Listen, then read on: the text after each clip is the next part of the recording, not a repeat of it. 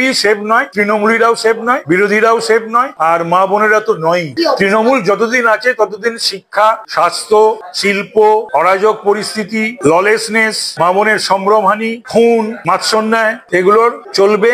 এগুলো সর্বনাশ যা হওয়ার হয়েছে এগুলো চলবে।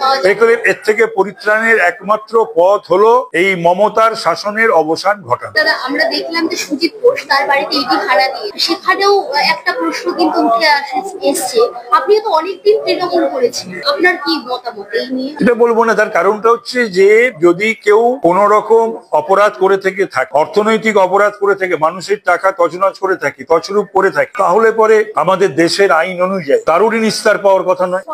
দেখা যায় যে ওই সুজিত বোসের বড় বড় হোর্ডিং, পোস্টার এগুলো করতে তো খরচ। বিষয় সেটা নয়, বিষয়টা হচ্ছে যে আমি মানুষের অর্থ লুট করছে কিনা, মানুষের অর্থ আমি নিজের বৈভব, নিজের স্থাবর অস্থাবর সম্পত্তি বাড়াচ্ছে কিনা, সে যেই হোক, এবং আমি ঘুষ নিচ্ছি কিনা, নিয়োগ দুর্নীতির ক্ষেত্রে আমি অর্থ নিয়ে নিয়োগ দিয়েছি কিনা, চাকরি দিয়েছি কিনা, যার জন্য এই 26,000 পথে ঘুরে বেড়ায়। তো এই সমস্ত কাজ করলে পরে দেশের একটা তো আইন আছে, এগুলো যা যা যা যা হচ্ছে সবই তো হাইকোর্ট সুপ্রিম কোর্টের নির্দেশে হচ্ছে। তাহলে পরে তো যারা মনে করবে এটা ঠিক হচ্ছে না, তাদের উচিত, তাদের তো বড় বড় সব ননি পালকিওয়ালা রয়েছে, কপিল সিব্বাল রয়েছে, মনু সিংভি রয়েছে, তারা হাইকোর্ট সুপ্রিম কোর্ট করতে পারে। হাইকোর্ট সুপ্রিম কোর্টে যাক না তারা, ইডির বিরুদ্ধে, সিবিআই এর বিরুদ্ধে, যে এগুলো সমস্ত কনকক্টেড, মোটিভেটেড, এগুলো সমস্ত ঠিক নয়। দাদা, সুজিত বোসের যে নামটা উঠে আসছে, আমরা দেখছি তৃণমূলের একাধিক নেতা নেত্রীদের নাম তো উঠে আসেই, আপনিও তো অনেকদিন তৃণমূল করেছিলেন, মানে আপনি তাহলে আপনার নামটা তো এখনো কেউ বলতে পারে না। না না, সে যদি আমি যদি কোনো অপরাধের অন্যায়ের সঙ্গে